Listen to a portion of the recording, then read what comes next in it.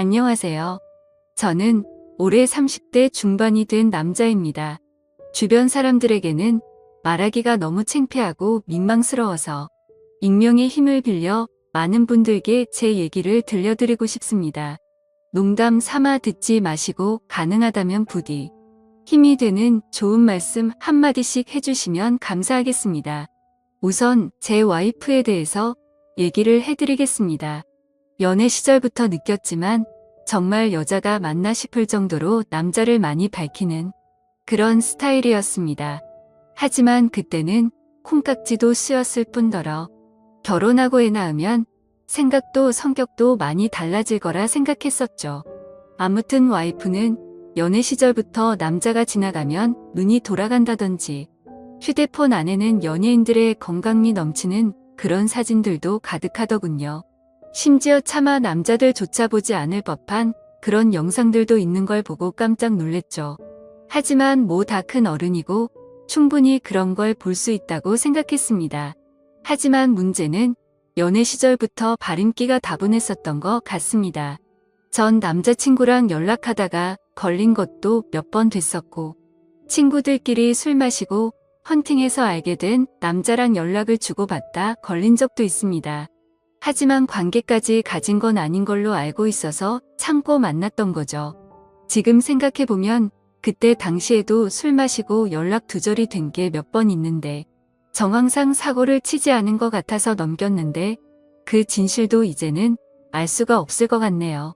사실 대부분의 남성분들은 잘 아실 겁니다. 제 와이프는 모든 남자들이 뒤돌아볼 만큼 인기가 많았습니다. 하지만 결혼한 지도 3년이라는 시간이 지나다 보니 연애 때만큼 그렇게 확 땡기지 않더군요. 그래도 와이프가 너무 밝히는 스타일이다 보니 일주일에 3번 이상 의무적으로 와이프와 좋은 시간을 보냈었습니다. 저희 부부에게는 아내의 욕구가 강하다는 거 말고 정말 서로 아무 문제 없는 그냥 평범한 대한민국의 30대 초반의 앞날을 생각하며 열심히 살아가는 부부였습니다. 그렇게 저희는 평범하게 잘 지내다 제가 장기 출장을 가게 되었습니다. 한 반년 정도를 지방으로 가게 됐던 거죠. 가기 전부터 와이프는 난리가 났습니다. 자신도 회사를 그만두고 따라갈까 라고 물어보며 6개월 동안 혼자서 지내면 외로워서 미쳐버릴지도 모른다더군요. 참으로 답답한 소리를 하는 아내가 황당했죠. 일을 그만두면 직장이 바로 구해지지도 않을 뿐더러 저희가 신혼부부도 아니고 6개월을 못 기다려서 일까지 그만두고 따라온다니 저는 많이 당황스러웠죠. 그래서 굳이 혼자 있어서 외로운 거면 친정이라도 가 있으라고 했습니다. 길다면 길고 짧다면 짧은 시간이지만 와이프는 계속해서 직장까지 그만두고 따라가겠다고 아주 성화를 부렸습니다. 그때까지만 해도 6개월 동안 자주 보면 되겠지, 무슨 문제라도 생기겠어 라는 마음으로 저는 너무 안일하게 생각했었습니다. 아니 어찌 보면 제 와이프의 실상을 알게 되어서 다행이라면 다행이겠네요. 처음에는 와이프가 참으로 지극정성이었습니다. 제가 출장을 간 곳이 차로 왕복 6시간이 넘게 걸리는 곳인데 한 달 동안은 거의 매주 제 숙소로 찾아오더군요. 남자 혼자 살면 밥 굶는다고 밥이며 반찬이며 아주 바리바리 두 손 가득 싸들어서요. 그때까지만 해도 저는 와이프를 너무 잘 얻었구나 싶었습니다. 신혼도 아니고 결혼한 지도 벌써 3년이 훌쩍 넘었는데 남편이 출장 갔다고 이렇게 챙겨주는 여자가 이 세상에 어디 또 있겠습니까? 그때까지만 해도 정말 저희에게는 아무런 문제가 없었죠. 그런데 대략 한 달쯤 지났을 무렵입니다. 그렇게 지극정성이던 와이프가 전화도 잘 받지 않고 코빼기도 안 비추더군요. 사실 섭섭하기도 했지만 와이프가 집에서 노는 사람도 아니고 본인도 직장을 다니는 사람이니까 피곤해서 그런가 보다 생각했죠. 반년 일하는 시간은 금방 지나갔고 저는 지방 출장을 모두 마치고 다시 서울로 복귀를 했습니다. 와이프는 집에 온 저를 보자마자 고생했다며 보고 싶은 거 참느라 죽는 줄 알았다면서 달려오더군요. 그러면서 얼른 빨리 씻고 오라며 콧소리를 내면서 애교를 부렸습니다. 그런 모습에 역시 우리 와이프 달라진 게 없네 싶었고, 그날 저희는 반갑게 좋은 시간을 보내게 되었습니다. 그리고 나서 대략 일주일 정도쯤 지났을 무렵이었습니다. 소변을 보는데 좀 따끔따끔 하더니 생전 겪어보지 못한 가려움이 몰려오더군요. 저는 처음에 뭘 잘못 먹어서 이런가 보다 생각을 했고, 밖에서 다른 짓을 한 적이 없으니까 병이 생긴 거라고는 생각조차 못했습니다. 병원에 찾아가기도 민망했었고, 그렇게 며칠 동안을 미루고 또 미루었죠. 하지만 시간이 지나갔음에도 점점 나아질 기미가 보이지 않았고, 오히려 이상한 분비물도 묻기 시작했고, 소변을 볼 때 통증은 더 심해지더라고요. 그래서 저는 결국 도저히 참기가 힘들어서 창피함을 무릅쓰고 병원으로 찾아갔죠.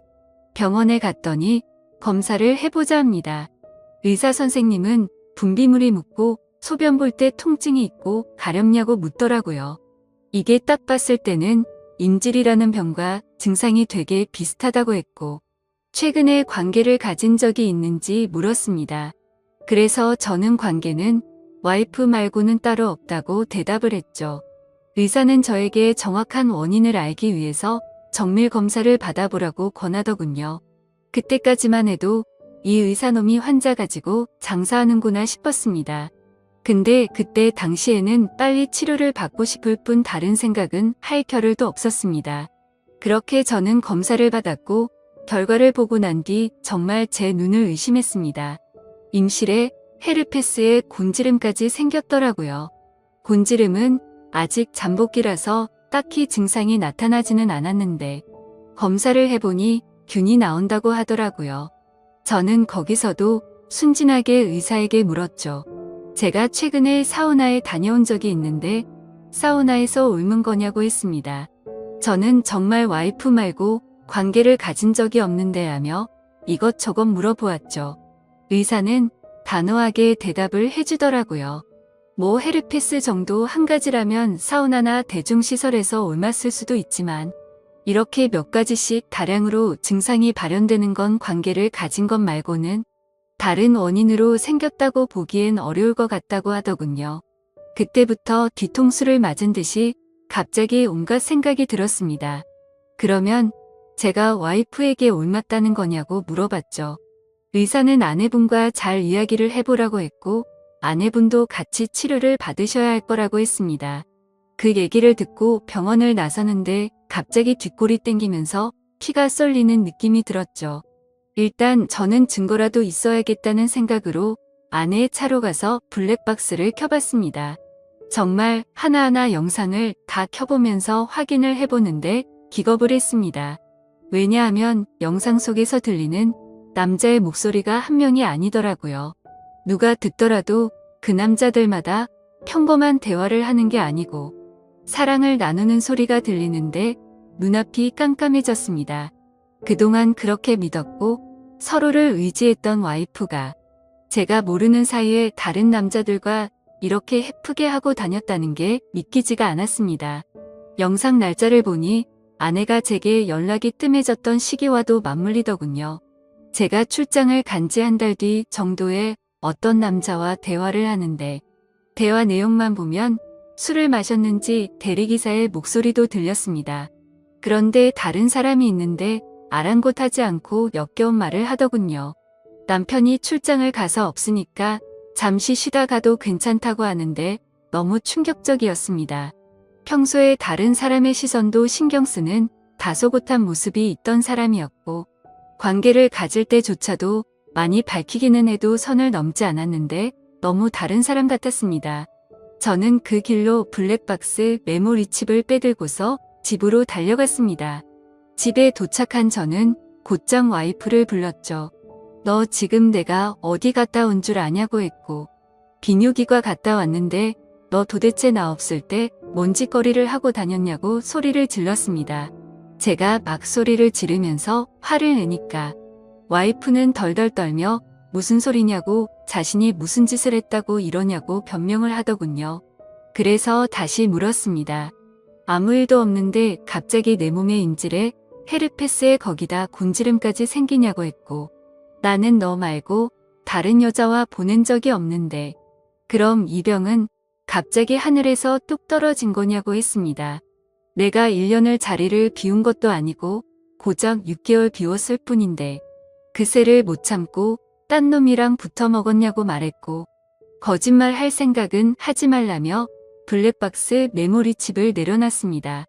지금부터 거짓말 할 생각 하지 말고 솔직히 말하라고 더 크게 소리를 질렀습니다. 제가 너무 흥분을 했고 증거자료까지 내밀면서 몰아붙이다 보니까 그제서야 와이프는 사실대로 실토하더군요. 아주 여기저기 다 정차하는 버스가 따로 없더군요. 처음에 너무 외로워서 그랬답니다. 회식을 하게 되었고 술에 취해서 결국 실수가 시작되었답니다. 평소부터 자신에게 잘 대해주던 직장 후배인데 같은 방향으로 가는 김에 차에 같이 타게 되었답니다. 근데 술에 너무 취해서 자신도 모르게 많이 외로웠답니다. 그래서 그냥 단순히 술을 한 잔만 더 하고 싶은 생각에 집으로 불러들였고 술을 더 마시다 실수를 해버렸다고 하더군요. 제게는 너무나 소중했던 제 보금자리에서 다른 남자놈이랑 놀아나다니 정말 너무 화가 났고 역겨웠습니다. 그런데 이건 시작에 불과하더군요. 그날 이후로 곱게 풀린 망아지처럼 지냈더군요. 어차피 실수를 시작했고 죄책감에 오히려 더 막 나가게 됐답니다. 근데 참 이해가 안 가지 않나요? 상식적으로 실수를 했다면 더 자숙해야 하는데 오히려 더 이따위 짓을 했다는 걸 보면 언젠가는 이딴 짓을 하고 살았을 사람이란 걸 느꼈습니다. 같이 사고를 쳤던 남자들도 다양해서 참 대단하더군요. 직장 후배를 시작으로 유부녀라는 사람이 낯선 남자와도 시간을 보냈고 애인처럼 주기적으로 만난 사람까지 있더라고요. 저는 당장 그놈들 연락처 다 적으라고, 어떤 놈들인지 다 알아야겠다고 몇 번 했는지 또 어떤 놈인지 적으라고 했습니다. 와이프는 처음에 그걸 어떻게 다 기억하냐고 그러면서 못 적겠다고 하더군요. 정말 울컥하더군요. 그딴 짓을 해놓고서 어떻게 다 기억 못하냐면서 따졌습니다. 그럼 정 못 적겠으면 너네 친정집으로 가자고 했습니다. 지금 당장 너희 부모님 앞에서 추궁하겠다고 난리를 치니까 마지못해서 적기 시작하더군요. 참 기가 막혔습니다. 6개월이라는 짧은 기간 동안 시간을 보낸 남자가 무려 5명입니다. 한 번만 만나서 놀았던 놈은 3명이었고 직장 후배와는 3번의 만남을 더 가졌답니다. 가장 많이 만난 놈이랑은 셀 수도 없을 것 같더군요. 근데 더 충격적인 건 가장 많이 만났다는 그놈은 저도 알던 놈이었습니다. 왜냐하면 제가 와이프와 자주 가던 식당의 사장놈이었습니다. 심지어 이 사람은 50대 초반쯤인데 와이프와는 거의 20살 이상이 차이가 났던 거죠. 정말 자존감이 무너져 내렸고 충격적이었습니다. 그 사장놈과 가깝게 지낸 지도 오래되었고 그 집구석 부부와 저희 부부가 함께 술자리도 수차례 가졌기 때문에 배신감은 더 컸습니다. 그런데 도대체 이 사장놈이랑은 언제부터 이딴 짓거리를 했냐고 물었습니다. 관계를 시작하게 된 건 3개월 정도 됐다고 하더군요. 어느 날 와이프는 친구들이랑 그 식당에서 모임을 가지게 됐다고 했습니다. 늦은 시간까지 술자리는 길어졌고 천연덕스럽게 그 사장은 그 자리에 끼었답니다. 그래서 2차까지 가게 되었고 와이프는 술에 취하게 되었답니다. 평소 친분이 있던 식당 사장놈이 데려다 준다고 해서 같이 차를 탔는데 거기까지만 기억이 나고 일어나 보니 같이 잠을 자고 있었다고 하더군요. 그래서 그날 이후부터는 계속해서 만남을 가져왔다고 했습니다. 아마도 이 인간이 없었더라면 더 많고 다양한 남자를 만났겠구나 싶었고 믿고 지낸 지도 오래된 사장놈에 대한 배신감은 이루 말할 수가 없었습니다. 그 사장놈은 저와는 나이차가 많이 났지만 많이 믿고 의지했던 사이였습니다. 와이프와 만나기 전부터도 친분을 가져왔었고 오죽하면 힘든 시기에는 제가 대출까지 받아가면서 도움을 줬던 사람입니다. 근데 그런 은인에게 이따위 짓을 하는 게 인간이 맞나요? 제 와이프도 인간 같지 않은 건 마찬가지입니다. 하룻밤을 비롯해 5명의 남자들과 만남을 가지고 그것도 모자라서 남편의 지인과 바람까지 피다니. 그것도 20살이 넘게 나이도 많고 자식까지 가진 유부남과 말이죠. 충격에 충격이 이어지다 보니 도대체 어디서부터 어떻게 화를 내야 할지 감조차 오지 않더라고요. 그래서 일단 저는 당장 휴대폰 잠금을 풀라고 했고 카톡을 열어서 메시지 내용을 봤습니다. 그동안의 메시지 내용은 지웠는지 오늘 날짜로 읽지 않은 메시지가 하나 와 있더군요. 이제 민철이가 출장 갔다 왔으니까 못 보는 거냐는 둥. 앞으로 조심하면 되니까 우리 변하지 말자는 둥 역겨운 대화가 와 있더군요. 정말 너무 참담해서 말도 안 나오고 아무 생각도 들지 않더라고요. 그냥 분노에 휩싸였을 뿐 아무것도 보이지가 않았습니다. 그래서 당장 아내를 이끌고 그 사장놈이 하고 있는 식당으로 갔습니다. 식당 안에는 손님들이 있었고 그 사장놈의 아내도 함께 있더군요. 그런데 그때 당시 제 눈에 이미 보이는 건 없었습니다. 들어가자마자 욕을 지르면서 불렀고 바로 멱살을 잡았습니다. 그 사장놈의 아내는 깜짝 놀라서 달려나와서 저를 뜯어 말렸고 저는 온 동네에 소문이 나길 바라는 마음으로 큰 소리로 말했습니다. 이 인간 같지도 않은 인간이 무슨 짓 했는지 아냐고요. 제가 출장 간 사이에 제 와이프랑 바람 피우고부터 먹은 지 3개월이 됐다고 말해줬습니다. 와이프는 옆에 서서 울고 있었고 그 사장놈의 아내도 충격을 먹었는지 저보다 더 화를 내면서 남편을 밀치고 멱살 잡고 난리가 났습니다. 그 사이에 손님들은 전부 다 밖으로 나가버렸고 진짜 짐승들처럼 뒤엉켜서 순식간에 개판이 되었습니다. 다음 날에는 그 직장 후배놈도 응징하기 위해서 와이프의 회사로 찾아갔습니다. 조금은 마음이 차분해져서 깽판을 치지는 않았고 다이렉트로 회사 대표와 만났습니다. 내 와이프가 여기 직장 동료랑 바람을 폈다. 딴 거 다 필요 없고 그 사람 자르라고 했습니다. 안 그러면 더 이상 어떤 꼴 날지 모른다고 하니까 바로 알겠다면서 죄송하다고 하더군요. 당연히 와이프도 이 회사에서 그냥 내보내라고 했습니다. 그딴 인간들 여기 둬봤자 여기에 도움될 거 없을 거니까 알아서 하라고 했죠. 와이프와는 이혼을 해야겠다는 생각으로 당분간 얼굴도 마주치지 말자고 했고 집에서 내쫓아 버렸습니다. 저 또한 맨정신으로 버틸 수가 없어서 회사에는 잘 얘기해서 휴가를 냈고 며칠 동안 집에 박혀서 술만 마시고 있었습니다. 옛날 생각도 나고 어떻게 이렇게 됐는지 웃다 울다 사람이 미쳐가는 게 한순간이더군요. 그렇게 3일 정도 지났을 무렵 그 사장놈에게서 메시지가 왔습니다. 저에게 사과를 해도 모자를 파네 오히려 뻔뻔하게 욕을 하더라고요. 조용히 일 처리를 하면 되지 굳이 그렇게까지 해야 했냐면서요. 본인도 이혼 소송 진행 중이고 가게도 문을 닫게 됐다면서 징징거리는데 본인이 일을 저질러 놓고 저더러 어쩌라는 건지 역겹고 짜증이 나서 저도 같이 싸웠습니다. 저는 너 같은 인간 말종이랑 말 섞기 싫으니까 헛소리 그만하라고 말했고 그동안 내가 너한테 빌려줬던 돈을 이번 주 내로 당장 다 갚으라고 했습니다. 그러니까 돈 없다면서 배째라고 말하더군요. 나이 50이 넘어서도 이따위 짓을 하는데 어떻게 이런 인간이랑 연락을 해오며 살았을까? 제 스스로에게도 화가 났습니다. 그때부터 이 인간 같지도 않은 놈이 저를 약올리기 위해서 비아냥거리기 시작하더군요. 제 와이프가 이렇게 해줬다 저렇게 해줬다부터 시작해서 또다시 저는 충격적인 얘기를 듣게 되었습니다. 참 파고 또 파도 끝이 없었네요. 너도 내 덕분에 이혼하게 된 걸 다행으로 알라면서 말하는데 지 친구놈과 셋이서도 어울렸다고 말하더군요.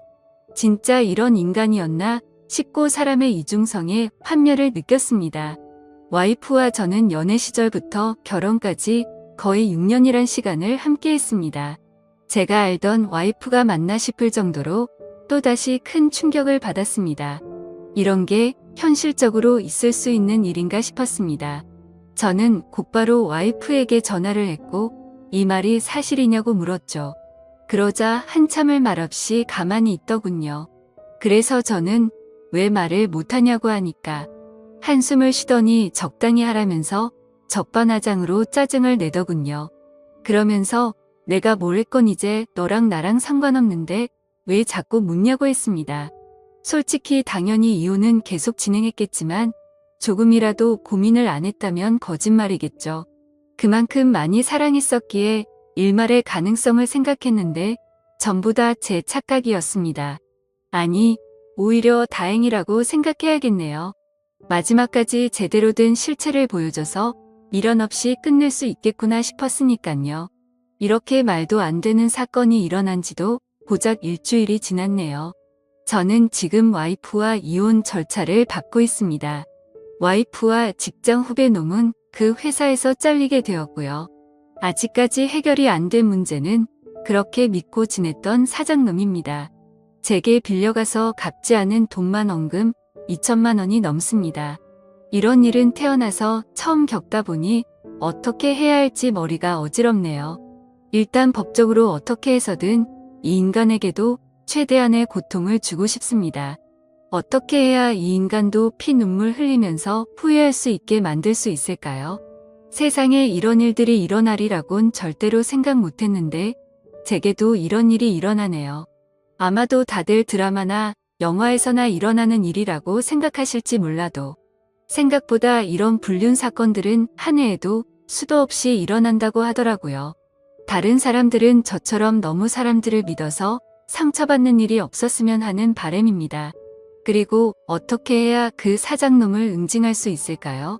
비열하게 비웃고 조롱하는 그 사장놈을 절실하게 응징하고 싶습니다. 제발 좀 방법이 있다면 알려주세요. 감사합니다.